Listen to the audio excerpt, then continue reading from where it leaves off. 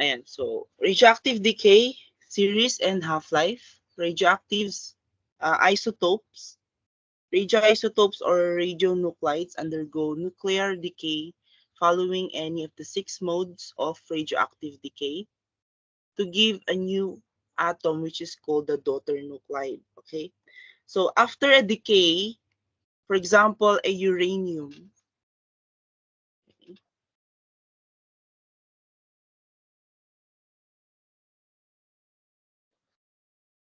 an isotope of a uranium decays. For example, it has emitted an alpha particle or alpha radiation. Okay, so it has formed another element, right? So, ang tawag dyan ay daughter nuclide. Okay, so kung ano yung nabuo after the decay, it is called the daughter nuclide. Okay, so let's move on to what is half-life. Okay, half-life, it is the time for which a particular nuclide is reduced to half of its original amount. Okay, different radionuclides have different half-lives as a consequence of their different decay rates. Some nuclides may have a very short half-life. However, overall disintegration process from the parent radioactive nuclei to the stable nuclide takes several years or even centuries. Okay? For example, ang ibig sabihin lang dito, each element, each unstable radionuclides, okay, have different half-lives or different yung time ng degradation nila. So, alam natin that everything degrades, right? Everything decays. Okay? Pero iba-iba yung pagdidecay. Yung mga ibang mga elements, they really decay so much like not like the other elements. Okay? So, for example, uranium ulit. So, nagdidecay yung uranium ng sobrang tagal. So, nag-emit siya ng mga alpha particles, beta particles, or any of the 6 modes of decay. Okay? Kung gaano kabilis na nag-emit ng mga radioactive particles na yun, ganun din kabilis ang half-life nila. Okay? So, we will have example about that para mas maintindihan ninyo. Okay? For example, these are the half-life of a radium isotope. So radium isotope, radium 223, 224, 226, 228, pare-pareho man yan na radium, pero magkakaiba sila ng half-life. Kasi ito ay magkakaibang types of radium. Okay? They have different properties or they have different way of decaying. So, for example, dito sa radium 223, 11.2 days ang kanyang half-life. So, ibig sabihin yan, after 11.2 days, yung half nung radium 223 ay decayed na, nawala na. Okay? And then another 11.2 days, another half na naman ang nawala. Ganon. Okay? And radium 224, pansin ninyo siya yung pinakamabilis na decay. Okay? So, hindi particular kung ay mas maliit to, 223 to, 224 to, so mas mabilis ang 223. Hindi ganon. Okay? Kasi dito sa 226, radium 226, okay, ay it lasts for 1,600 years, 1,620 years. So that's about a millennium. Okay? So yung half-life niya, yung kalahati lang nung amount na yun ay nawala after a millennium, right? So ganon. Okay, so let's take for example itong radon 226 ulit. Okay, so may tanong dito, how many years will it take for 1 gram of radon 226 to be reduced to 0.25 grams? how much remains after the third life. Okay, third half-life. Okay, una, meron tayong half-life or meron tayong buong 1 gram, di ba? For example, ito yung buong radium-226. Okay? After 1,620 years, kalahati niyan ay decade na. Okay? Yung shaded, yan yung decade. So, ang natira na lang ay kalahati. Okay? So, for example, this is 1 gram. 1 gram ang kabuuan niyan. After 1,620 years again, half ulit niyan, half nung half nito ay madidecay ulit. So, half ulit, decade after 1,620 years. Ulit. Okay, so pangalawang half-life niya yan. And then another half-life, okay, half ulit nung natitira ang na-decay. Okay, so ang tanong sa atin ay how much remains after the third half-life? So ilan na lang ang natira dyan? Diba? So the first half-life, ang natira ay 0.5, diba? 0.5 grams. Second half-life, hatiin mo pa yung 0.5. So ang natira ay 0.25 grams. Another half-life ulit, sa third half-life na yan, hatiin mo ulit yung 0.25 grams. So, ang third half-life, after third half-lives, ang amount na lang natira ng radium-226 ay 0.125 grams. So, that's about 5,860 years. Okay, parang ganun. So, ganun katagal mag-decay ang radon-226. So, ganun ang half-life ha. Hindi ibig sabihin na half-life na mayroon kang buong ganyan, half-life, sige, natanggal ito, 1,620 years. Another 1,620 years ay lahat na natanggal, hindi ganun. Okay? So, ang ibig sabihin ng half-life, if you have a whole amount of it, half of that will remain after its half-life. And another, parang ina-assume ulit natin na yung natirang yun ay buo ulit, and another half-life na naman nun ay half lang nun ang natitira. Okay? Hindi siya parang i-add mo. Hindi siya ina-add na after 2,000 or 3,240 years, that is like times 2 nung half-life nito, ay mawala na lahat. Hindi ganun. Okay? So you can see from this example na hindi ganun nagwo-work ang half-life. Okay? You take the half-life of the half na amount, okay? And then half lang din dun ang nawala, hindi buo. Okay? Hanggang sa paliit ng paliit yan, hanggang sa wala na. Ganun ang half-life. Okay? So, kapag isosolve natin yan ng ganyan, for example, sabihin ko, how much remains after 120 half-lives? So, parang mahirap yun kung isa-isahin mo, right? But we have a formula for that is derived from the first order rate of reaction. The rate of decay at time t is equal to Kn. Okay? So this is just a derived equation from a differential equation. Wala pa kasi kayong differential equation, but the differential equation is a combination of integral calculus and differential calculus. Okay? So the origin of this formula for general formula for half-life is the derivative of the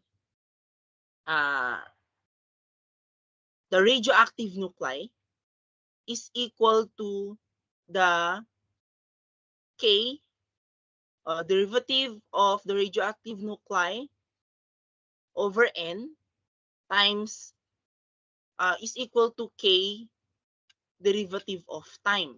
Okay? So if you are to integrate that, okay, from 0 at time 0, ang natitira lang sa atin ay syempre yung una, initial, which is NO. At time t half-life or at time t, ang natitira sa atin ay NT, right?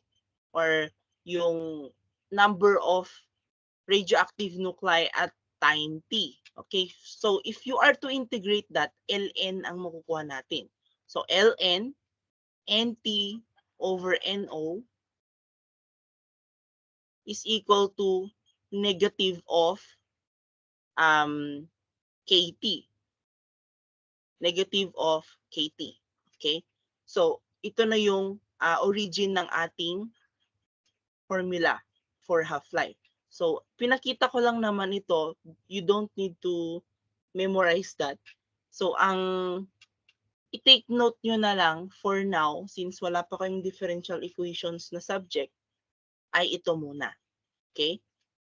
Yan. So, the half-life of the radioactive sample is defined as the time required for the number of nuclides to reach half of its original value.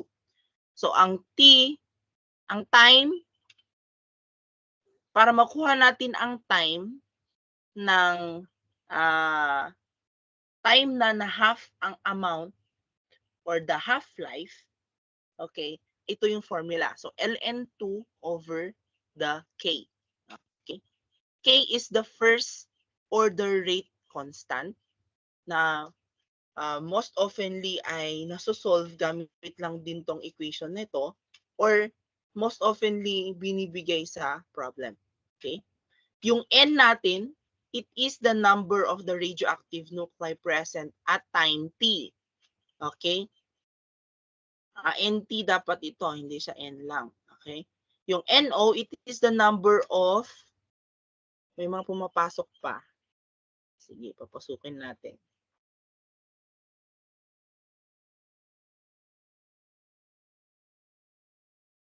Alright. NO, it is the number of radioactive nuclei at time is equal to 0. So, ibig sabihin to time is equal to 0, wala pang nagaganap na decay.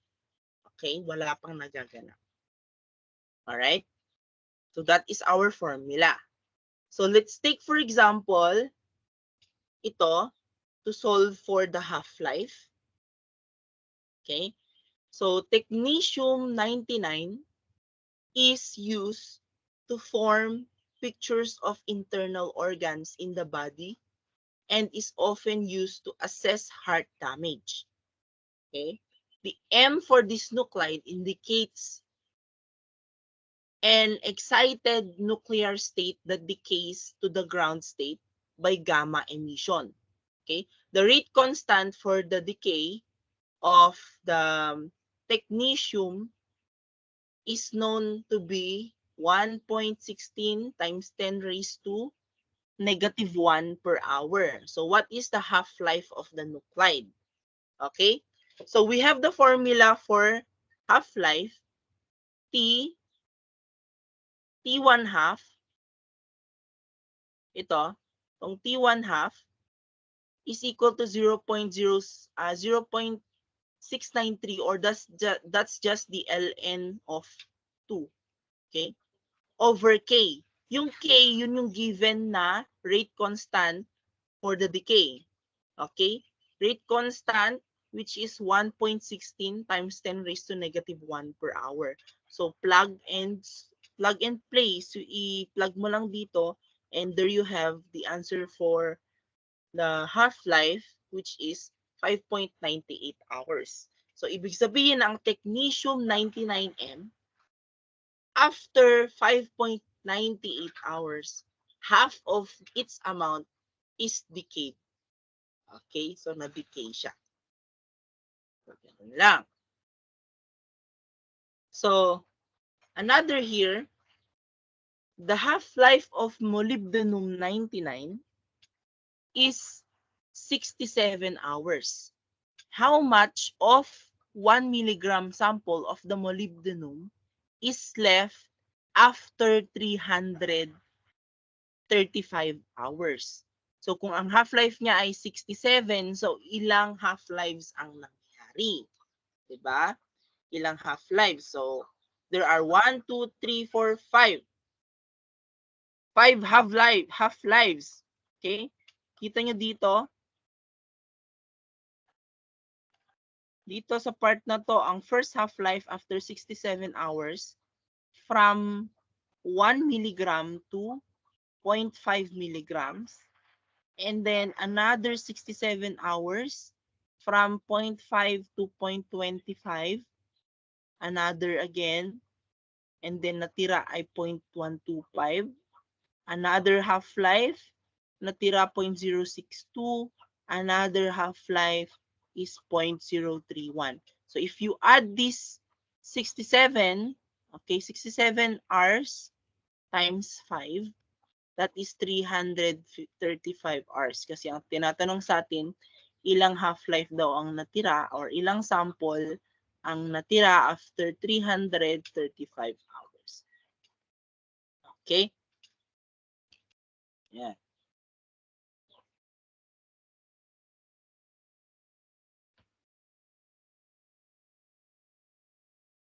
Okay. Let's move on here. Dating based on radioactive decay. So, you see, using half-lives, okay, half-lives of elements, radioactive nuclides, we can actually know kung ilang taon na yung fossil natin.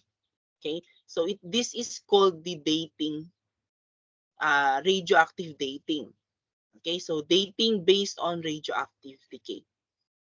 So, the half-lives of radioactive isotopes have been used as atomic clocks, okay? Atomic clocks to determine the ages of certain objects. So, ginagamit to para malaman yung date or yung life or yung age ng mga objects. Okay? So, kino-compare yan kasi. For example, we have here an example of dating. Okay? So, a rock containing uranium-238 and lead-206 was determined or examined to determine its approximate age. Okay? So, titingnan natin kung ilan daw ang age ng rock na may uranium at may lead. Okay? So, analysis shows that the ratio of the lead to uranium atoms to be 0.115. So, assuming that no lead was originally present and all the Pb formed over the years has remained in the rock, and the large number of nuclides in the intermediate stages of decay between uranium and lead is negligible. To calculate the age of the rock, knowing the half-life of uranium to be 4.5 times 10 raised to 9 years. Okay, so napakatagal.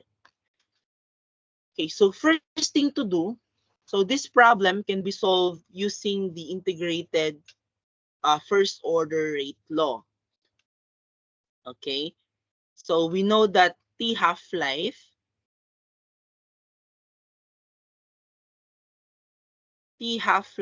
is equal to 0.693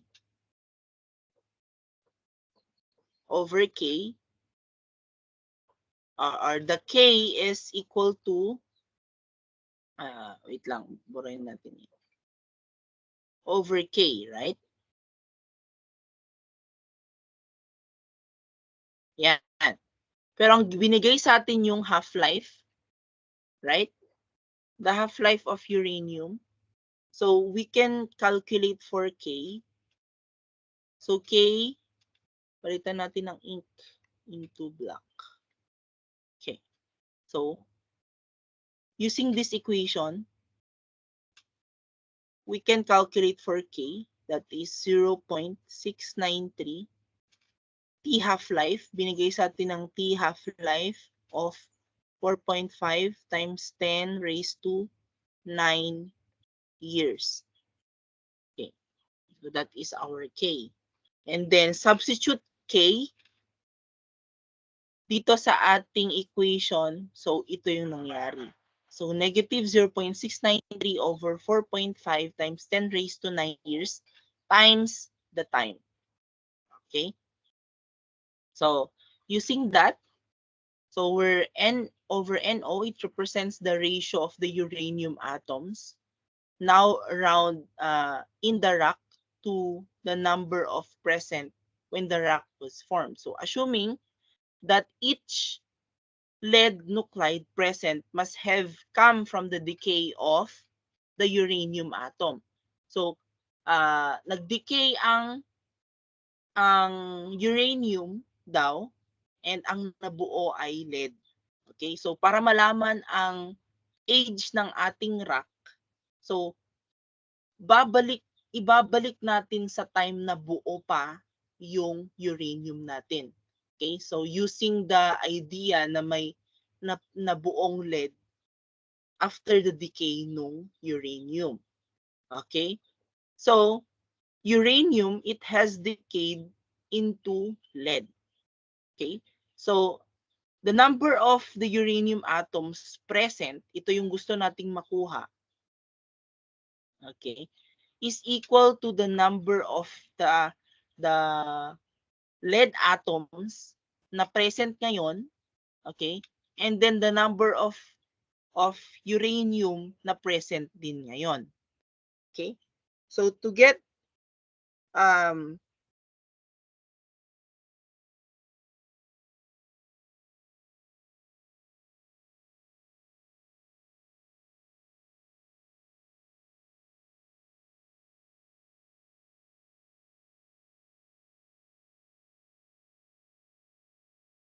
15 over 1,000. Pare-pareho lang naman yan. Okay? So think carefully about what this means. Ibig sabihin, for every 1,115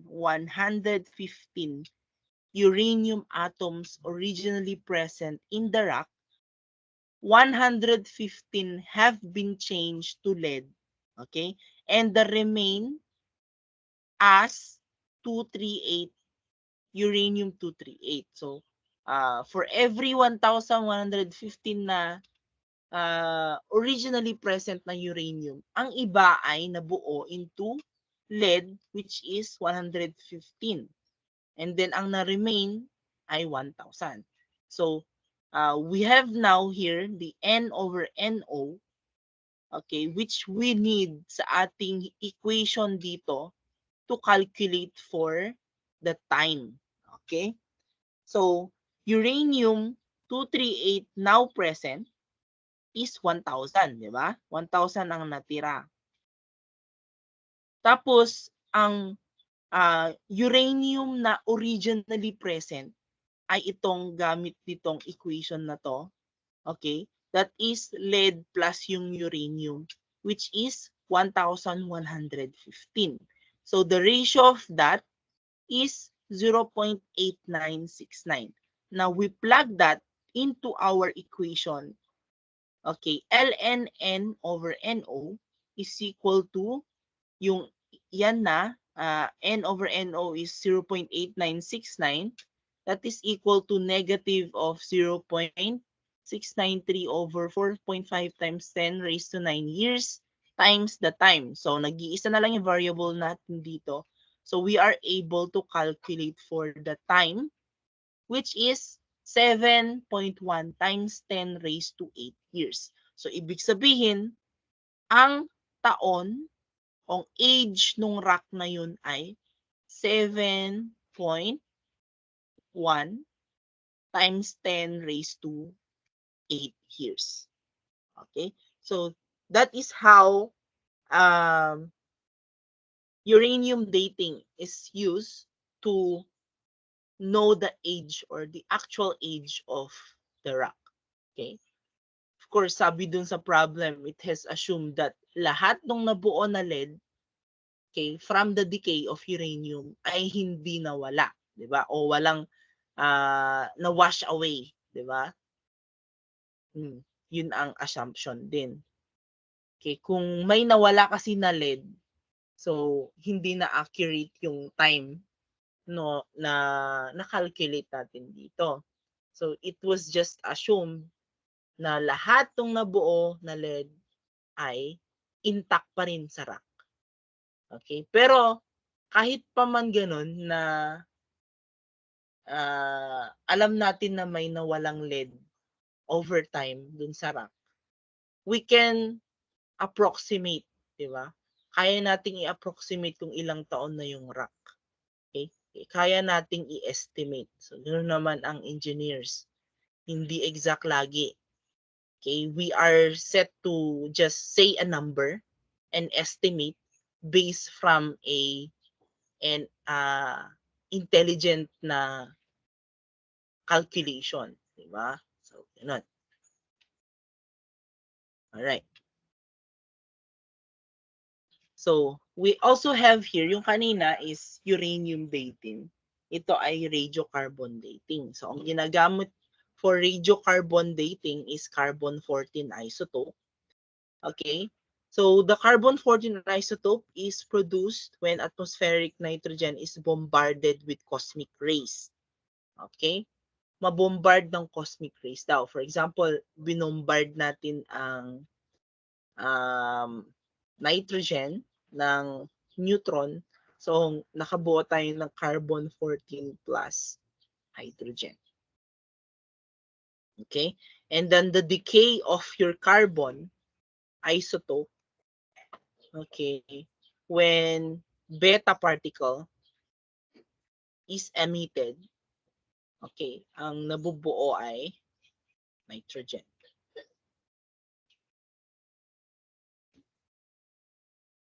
Okay? Carbon-14 dating is a radioisotope formed when our atmosphere by bombardment of nitrogen-14 by cosmic rays.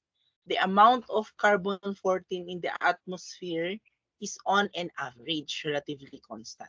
So plant takes in carbon-14 through the process of photosynthesis. Animals eat the plant, so they have the carbon-14 in their tissue. And carbon-14 is decaying constantly with a half-life of 5,720 years. So, ibig sabihin, yung kung paano dinate yung kung paano nalaman ang age ng mga Homo sapiens na bones, ganun, na natatagpuan sa mga cave, ginagamit dun na carbon ay carbon-14 isotope. Kasi, okay, we already know that the half-life of carbon-14 is 5,720 years. And that is always present in the atmosphere. And sabi dito, it has been consumed by plants, by photosynthesis, and then kakainin din ng mga tao yung fruits ng plants, di ba? So, mayroon tayong carbon sa katawan. Okay? So, knowing that, na may carbon tayo sa katawan, okay, originally, meron tayong amount of carbon, di ba? And then kapag namatay tayo, may mga nabubuo or may mga nadidecay tayo and nag-emit tayo ng beta, okay? And nitrogen ang nabubuong daughter nuclide. Okay, so from that thought, we can calculate for the age of a person by carbon dating. Okay? Ayan. So, wag muna nating isipin, tapos na tayo sa dating. Let's move on to another topic, fission and fusion. Okay? Fission, so what do you mean by fission when you hear about fission? Diba? Fission, fusion. Sinong may idea? Can I call Pia Grace?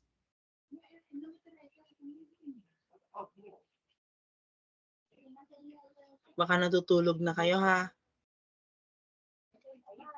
Tia Grace, wala siya? Oh, sige, mamaya mag-check ako ng attendance. Okay, how about si Asuncion? Anong naiisip mo kapag ka nababasa mo ang fission?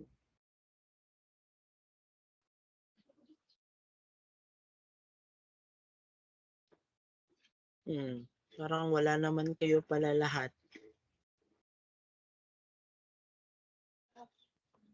Yes, Brian. Sir, fission is splitting of lighter nuclei to fusion, combining, sir. Oh, wow. Okay. So, tama yun. So, fission, yun na yung paghihiwalay ng mga nuclide. Fusion ay ang pagsasama nila. Okay? So, nuclear fission, to have a formal definition of it, nuclear fission is the process of a heavy nucleus divides, okay? So, meron tayo nung term na divides to form smaller nuclei of intermediate mass and one or more neutrons. So, because of heavy nucleus is less stable than its product, this process releases large amount of energy. Okay?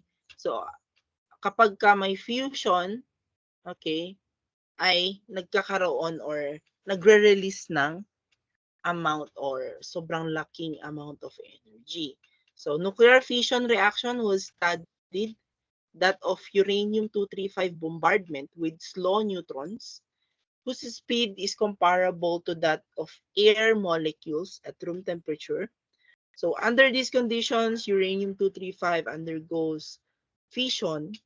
This reaction is very complex. Sobrang complex niyan. Pero, ang basic lang na idea is that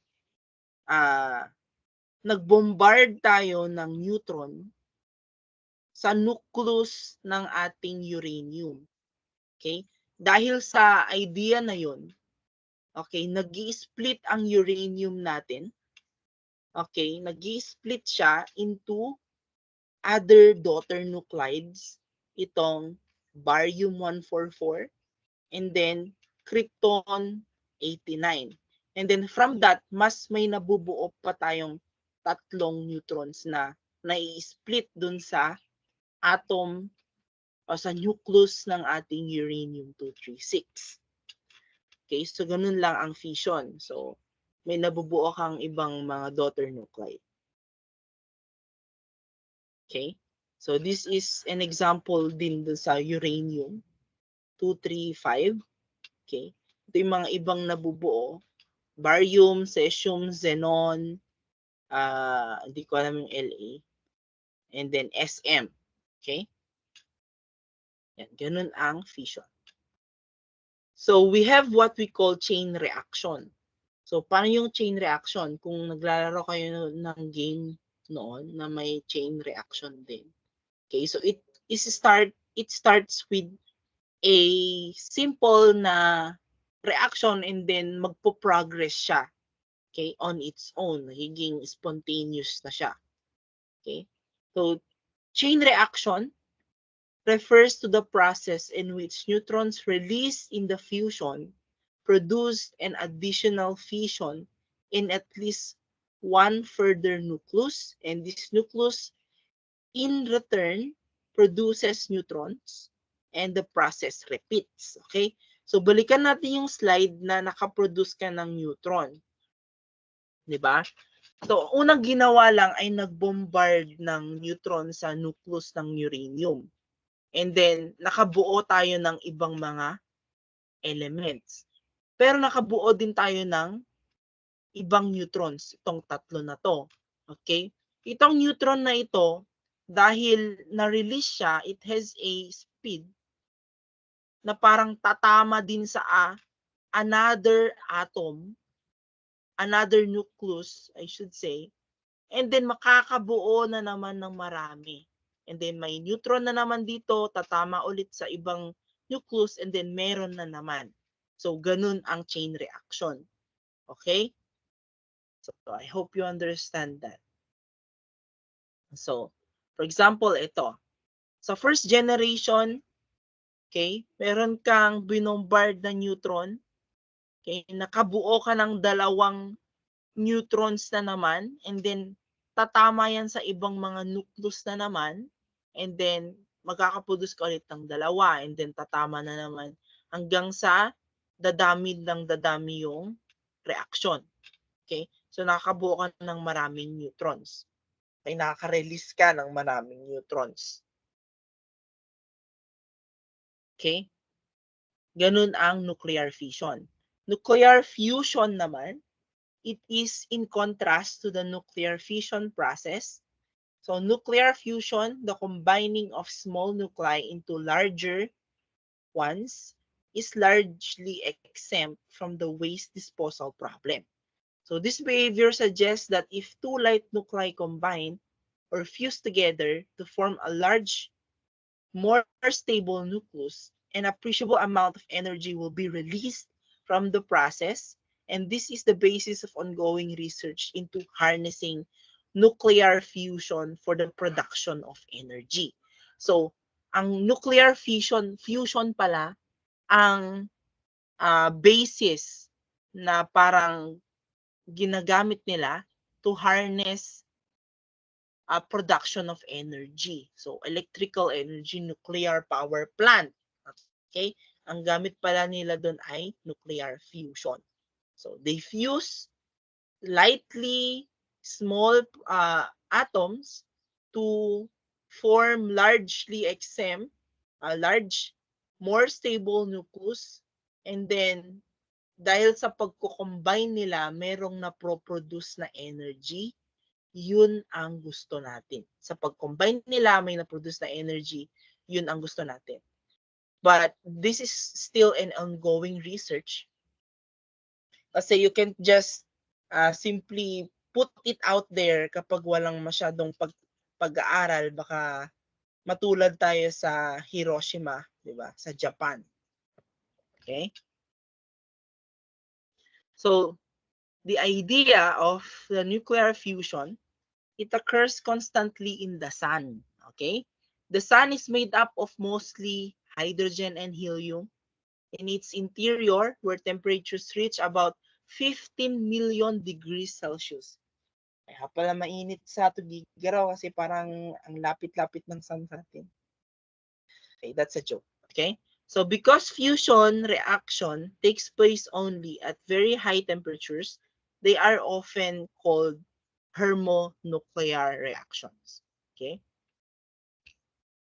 So, ang major concern lang in choosing the proper nuclear fission for energy production is the temperature necessary to carry out the process. So, kailangan mo ng napakataas na temperature para mangyari yung process na yan, which is nangyayari naturally sa sun, di ba? So, ang mahirap na gawin ng tao ay parang mag-maintain ng napakalakas o napakataas na temperature in order for the fusion reaction to occur. Okay? So, masyadong mahirap yan. Okay? So, these reactions, di ba, it takes place at extremely high temperature na parang aabot ng 100 million degrees. So, anong mga metal natin? Anong mga materials natin ang nakaka-withstand ng 100 million degrees? Diba? Siguro, sobrang layo mo pa lang sunog ka na, nagiging ash ka na, 'di ba? So that's the struggle of the earth, 'di ba? That's the struggle of mankind kung paano ba nila gagawin 'yan. Okay? Yan. Right? So fusion reactors, the total volume of the water on earth is about 1.5 times 10 raised to 21 liters. So because natural abundance of deuterium is 1.5 times 10 raised to negative 2%, the total amount of deuterium present is roughly 5.0 times 10 raised to 15 tons, though. The cost of preparing deuterium is minimal compared to the value of energy released by the reaction. So, deuterium ang gagamitin for the fusion reactors to produce this energy na gusto natin. Okay? So, electrical or energy is very in demand all over the world kasi yun ang pinaka-ginagamit na natin, yung electricity. Minsan nawawalan pa nga ng electricity yung ibang mga baryo kasi there is a high consumption and very kumbaga reliant tayo sa electricity na ngayon. Parang hindi tayo nabubuhay kapag walang kuryente. Minsan nga nagagalit pa tayo sa Cogelco kapag brownout na naman, di ba? So this is a recurring problem in the world, or most especially in the Philippines, na kulang sa energy. That's why they are other countries are studying the harnessing of energy from nuclear fusion of deuterium. Okay? So sana sa Pilipinas din, sana may competent enough na official in the Philippines na makaisip din na magsagawa ng research. Okay? Research and development in the Philippines to harness the nuclear fusion para hindi tayo magka-shortage ng energy. Diba? Para hindi naman masyadong mahal ang energy na konsumo natin, di ba? So may mga families kasi na gumagamit ng aircon and then ang bayarin nila per month is nasa 10. Ganon. So it's just not practical if you use aircon kasi sobrang mahal ng konsumo. Mura lang yung aircon pero yung electricity na ginagamit mo to cool your room is very costly. So, sana malay mo lang isa sa inyo makakabuo ng fusion reactor, di ba? And you harness the fusion reaction, di ba? Malay mo lang. So, buti na lang may pangalan kayo lahat sa akin. Pag later kapag kami nakabuo, titingnan ko kung sino yon, di ba? Then, uy, estudyante ko yon. Na-lesson namin ang fusion reaction. Alay mo lang talaga in the near future or yung mga generation ninyo, di ba? So, kailangan yung mag-anak, di ba? Kailangan yung bumuo ng inyong anak and carry out your name. Okay. So, let's move on to the uses of the isotopes. Okay. So, radioactive and stable isotopes alike have many applications in science and medicine. So, dun pa lang sa carbon dating and uranium dating, alam na natin na may talagang uses ang mga isotopes ng uranium and carbon, di ba? But what is the most prominent, yung mga prominent na alam nating ginagamit ang mga ito? So, una, we have the study of photosynthesis. Okay? So, this study is rich with isotope applications. Overall photosynthesis reaction can be represented by carbon dioxide plus water plus glucose plus oxygen. Okay, so meron tayong carbon dioxide dyan. May carbon yan. Ang glucose natin, may carbon. Almost all naturally occurring or bioorganisms, microorganisms, lahat may carbon. Tayong mismong mga tao, may carbon yan. Okay? Ayan. So, basahin nyo na lang yan later. Okay? So, isotopes in medicine.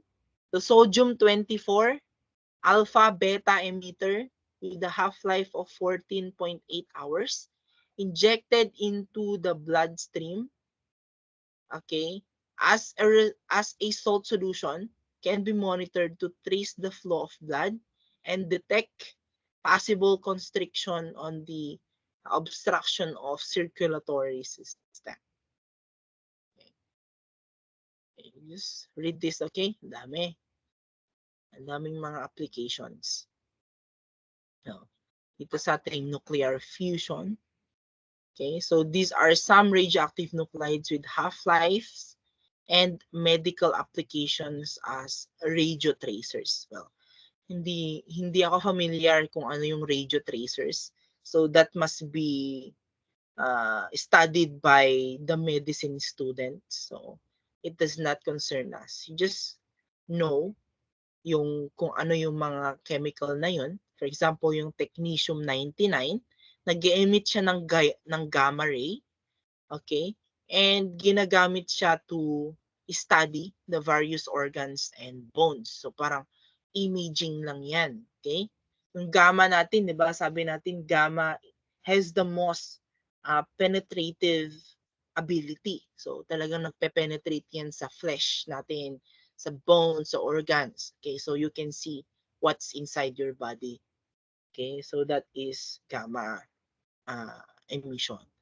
Okay, another iodine, iron, thallium, fluorine has other parts of has kinds of emission and is used in parts of the body. Ini-study ng ating mga doctors, di ba? Kung later gusto niyo maging doctor, maybe malalaman niyo yung tungkol dyan sa radio tracers na yan. Okay? So what are the biological effects of radiation? So parang medyo na-discuss ko that your alpha has the most degradation in terms of biological or biolife. Ayan. So radiation can harm either the whole body, okay, somatic damage, or eggs or sperm. Pwedeng genetic damage yan. So, mag-ingat kayo sa radiation. Kasi, ang nangyari sa Hiroshima nuclear power plant na sumabog, so yung radiation ay talagang kumalat. Okay? Napunta pa sa mga ibang bansa. 'Di ba? So, it can damage your generation. 'Di ba? Maybe ma-damage yung reproductive organs ninyo, egg cells and sperm cells. You will not be able to produce your offsprings or your daughter nuclides, di ba? Ganon, okay? And it may have effect on the stomach lining, hair follicles, bone marrow, and embryos. Okay, so radiation is really masyado siyang dangerous. But if it is handled properly, okay lang siya, di ba? If every person sa mundo ay aware sa properties ng mga radiation na ito, we can reduce the effects of it, the bad effects of it. Okay, so that's why this must be tackled sa some point of your life, yung topic na to, for you to know kung paano ka mag-iingat, how you will handle these types of radiation. Okay, so you already know that exposure to high energy radiation can induce cancer in human and other animals. So cancer is characterized by uncontrolled cellular growth. Okay, energy give off by matter in the form of tiny fast-moving particles. We have the alpha particles, the beta and neutrons, or pulsating electromagnetic rays or waves. We have the gamma rays emitted from the nuclei of unstable isotope and unstable radioactive atoms. So we have these three types of nuclear radiation. You already know the beta, alpha, beta, and gamma radiation. Okay. Example of application of your beta is strontium 90. It is a beta emitter. Can replace calcium in bones, okay, where it does the greatest damage. Okay? So parang yung strontium 90 natin, okay, directly affects your bones. Ayan.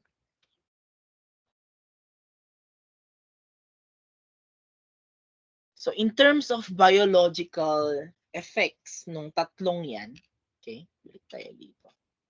Okay. In terms of biological effects niyan, yung alpha particle natin, siya yung pinakamalakas in terms of biological degradation o biological effect. Okay? Pinakamalakas ang alpha. So in terms of biological degradation, alpha ang pinakamalakas. Okay? So siya yung first. Second ang ating beta. Third ang ating gamma. Kasi nga hindi masyadong nakaka-effect sa ating katawan ang gamma. Pero too much of everything is dangerous, di ba? So wag naman too much of the gamma. Okay? In terms of penetration ability, kung paano siya nagpe-penetrate sa body natin, yung alpha ang pinaka hindi nakaka-penetrate. So third lang siya. Second ang ating beta, and first ang ating gamma.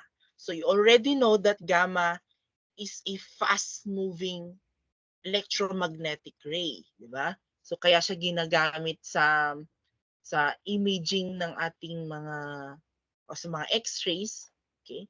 Ginagamit siya sa para makita ang kaloob-looban natin kasi because it is a very high frequency wave, talagang nagpe-penetrate sa flesh natin yan.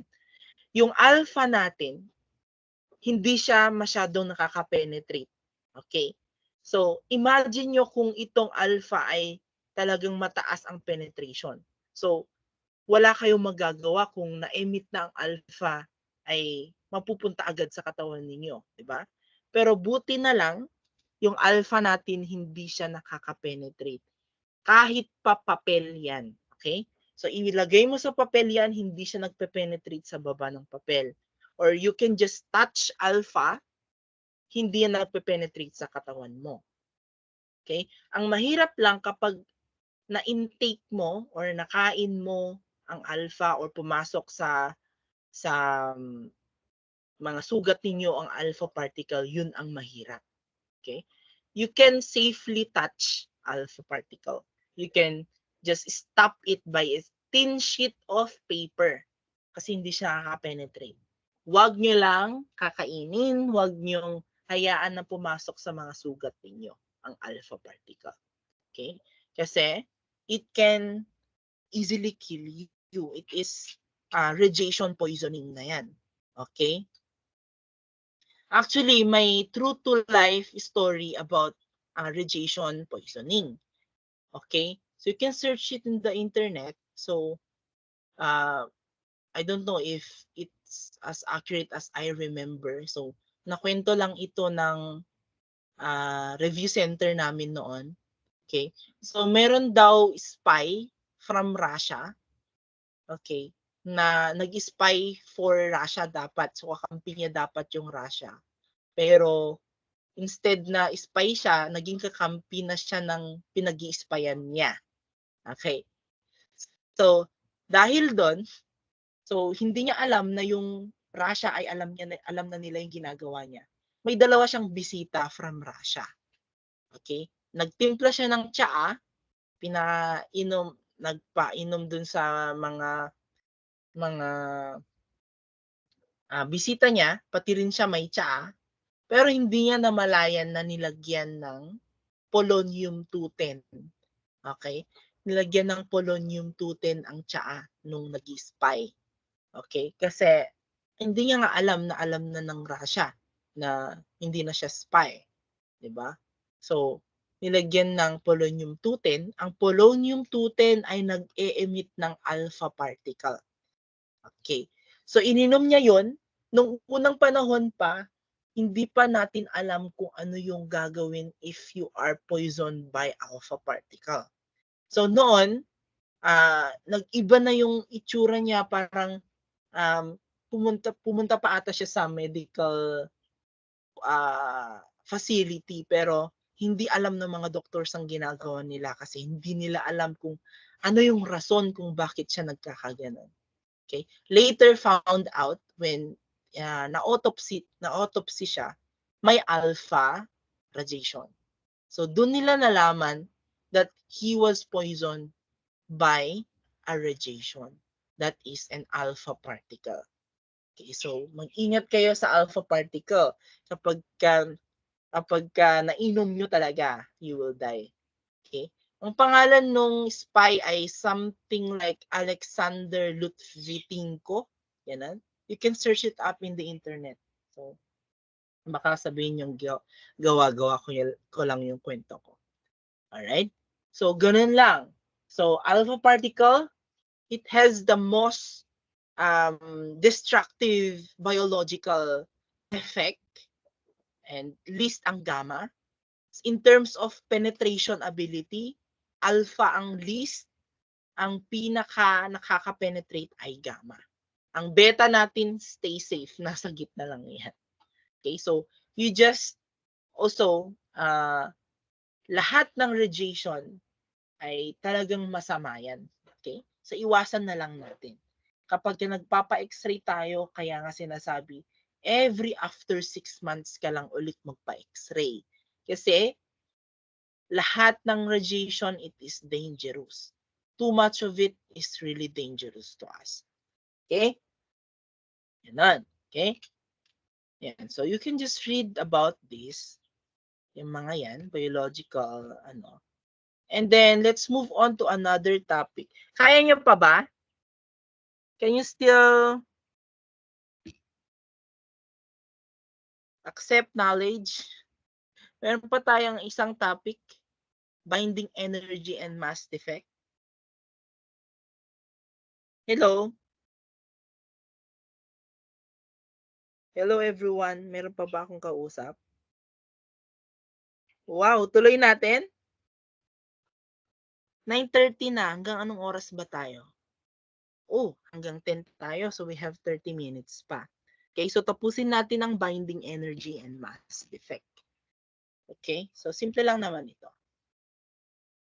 So mass defect, so unified atomic mass unit, the unified atomic mass unit abbreviated as AMU, also written as U, unified mass, is a unit used for measuring very small mass. Okay, so we use it to measure the mass of nucleon, either a proton or a neutron.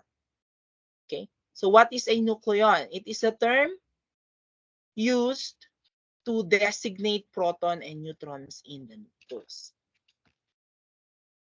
Mass defect or mass of defect or mass defect, it is the mass difference between the nucleus and its constituent nucleons. So the actual mass of the atomic nucleus is always less than the sum of the masses of the proton and neutron present in the nucleus. So dito kasi, may sariling mass ang protons and neutrons natin, di ba? And alam natin that our atoms composed of protons and neutrons.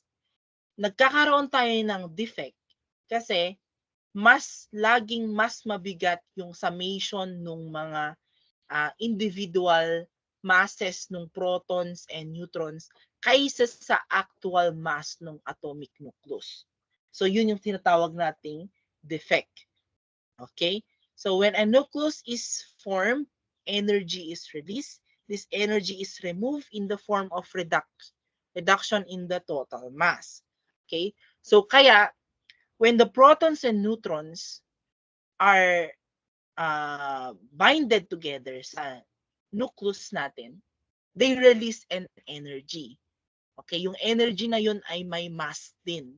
That's why ang actual na mass nung nucleus ay less than sa summation nung tig-iisang mass ng protons and neutrons natin kasi during the binding process, nagre-release ng energy which is a loss of the mass.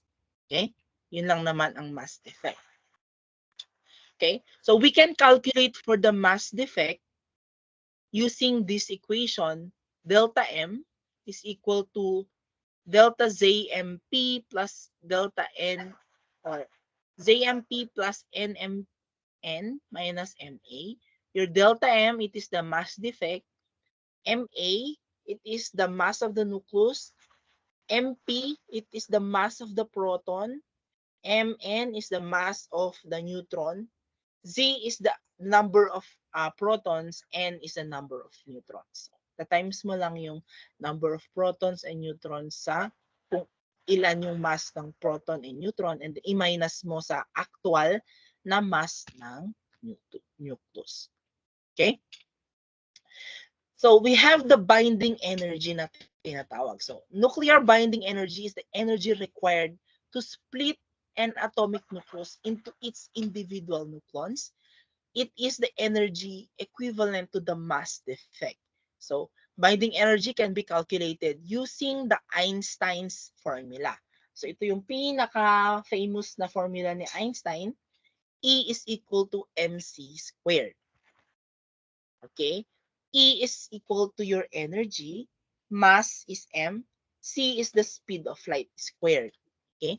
And it is related to the binding energy, where binding energy is equal to delta m times c squared. Okay? Your speed of light is constant at 3 times 10 raised to 8 meters per second. Okay. Okay, so let's have an example on calculating the mass defect of deuterium. Okay, so we have this equation for hydrogen produces 1 neutron plus an isotope of hydrogen, which is deuterium. Okay, and then mass of the products. Okay, i-add natin yung mass ng product, 1.0886, itong mass na to. And then, i-minus natin sa mass ng ating reactant. Okay? So, ang mass defect natin ay ito. So, ganun lang kadali. Okay?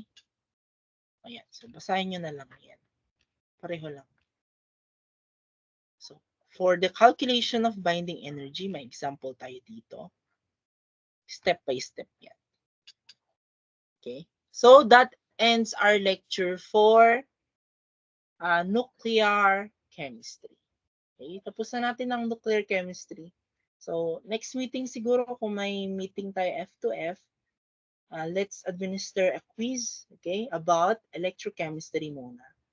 And then, later ang quiz sa nuclear chemistry. Okay? So, after nung nuclear chemistry, next na natin yung fuels.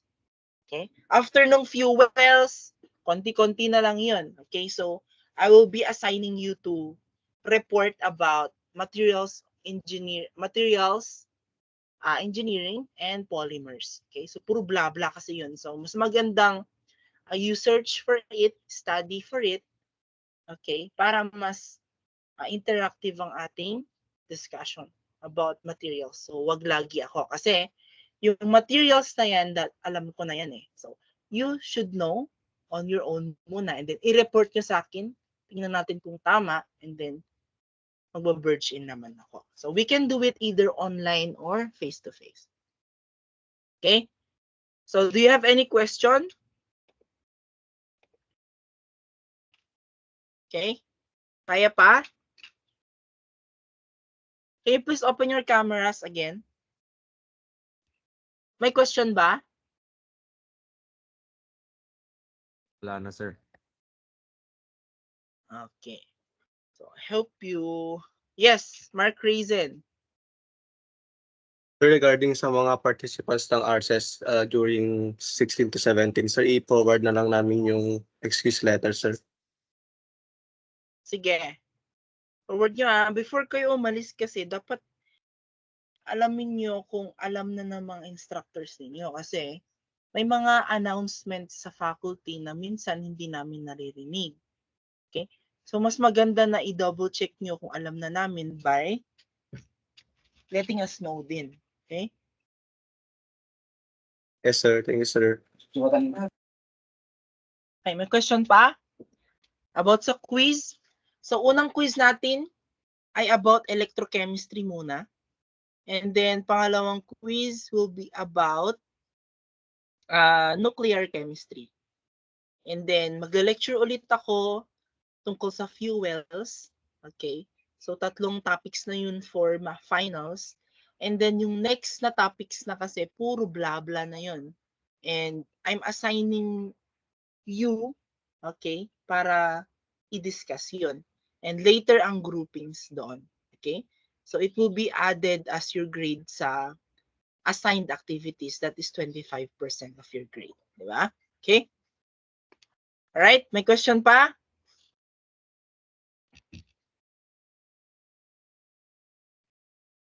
Alright, so na-record ko naman tong lecture na to.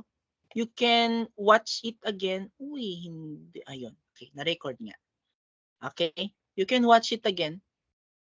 And I'm going to send to you the PowerPoint. Okay. Kung wala nang question, we can now end the meeting. Picture pala muna tayo. Can you please open your cameras, all of you, para sa attendance?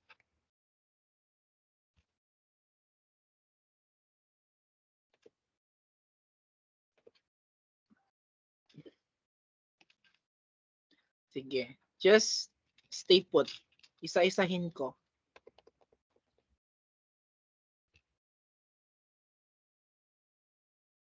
Okay.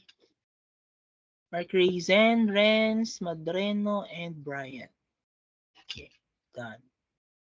Next. Daryl, Jasper, Zairus, Asuncion. Next.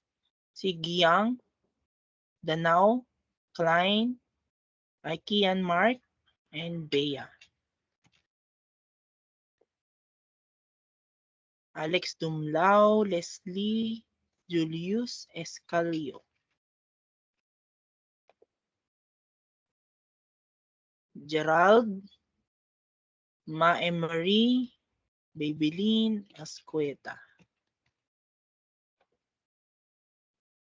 Jamie, Joland, James, Vanna.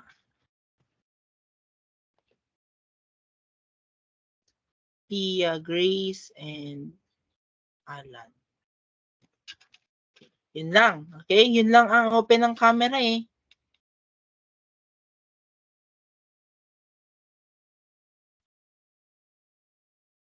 Tizel, Zinampan. Bakit? Josh. Ba't di nyo kasi i-open ang camera ninyo? Is that so hard? Saglit lang naman. Picture lang naman saglit. Okay. So, kung wala nang tanong, I'll stop sharing my screen. Okay. So, goodbye everyone. Pwede na kayong mag-lunch. Bye-bye. Bye, sir.